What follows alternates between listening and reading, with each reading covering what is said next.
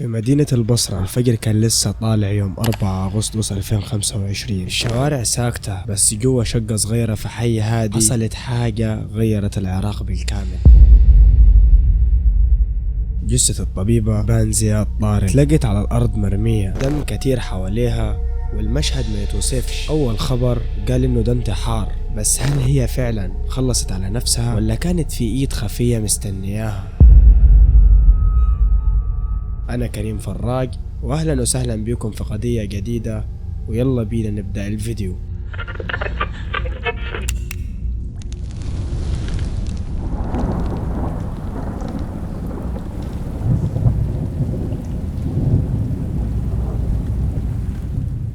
بان ما كانتش مجرد دكتورة، دي كانت دكتورة نفسية. كل اللي حوالينها شايفينها ناجحة ومتفوقة، وكانت بتتعامل مع مرضى نفسيين يوميا، بتسمع مشاكلهم وبتديهم أمل. واللي يعرفها يقول عليها إنها كانت شخص قوي وهادي. عيلتها قالت إنها كانت عايشة بشكل طبيعي، لا في مشاكل كبيرة ولا في أي علامة تقول إنها تعبانة لدرجة الانتحار. طب إزاي بعد كل ده يلاقوها مقتولة أو منتحرة؟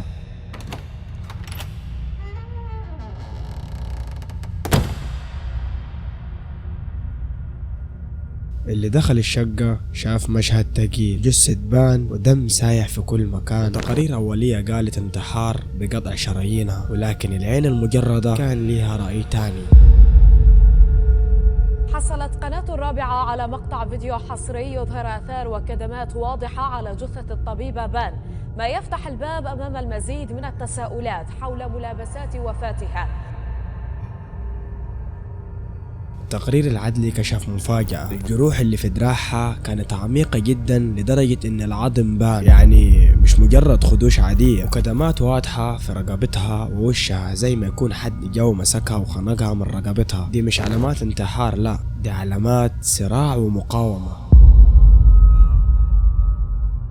لكن الغريب السلطات قالت لا، انتحار بسبب ضغوط نفسية. هنا بدأت القصة تاخد منحنى تاني، شكوك وغضب وأسئلة كلها من غير إجابة. الناس ما صدقتش والسوشيال ميديا كلها انفجرت، واحد يقول لك اتقتلت وواحد يقول لك لا دي فعلا أصلا هي اللي كانت مكتئبة. وبين الكلام ده كله وبين الدوشة ده كلها الحقيقة لسه مستخبية.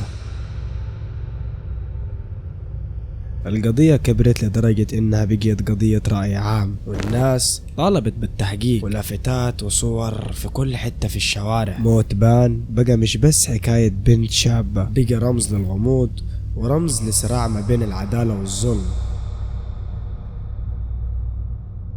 هل بان هي اللي فعلا أنهت حياتها ولا في ايدين خفية هي اللي خلصت عليها؟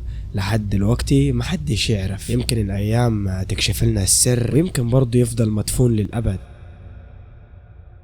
بس المؤكد إن قضيتها هتعيش جوا كل قلب سمع اسمها. ربنا يرحمها يا رب ويصبر أهلها. طيب بصوركم الفيديو ده أنا وتعبان، أنت لو ما قدرتش التعب ده ونزلت عملت لايك واشتراك، هرجع اقول تاني نحن نمسكه في بعض وهنخرب الدنيا، علشان والله حتى نوم ما نمتش من امبارح، وشغال بنزل لكم فيديو كل اسبوع ومدلعكم. فيعني بس اشوفكم الفيديو الجاي على خير ان شاء الله، والسلام عليكم ورحمة الله.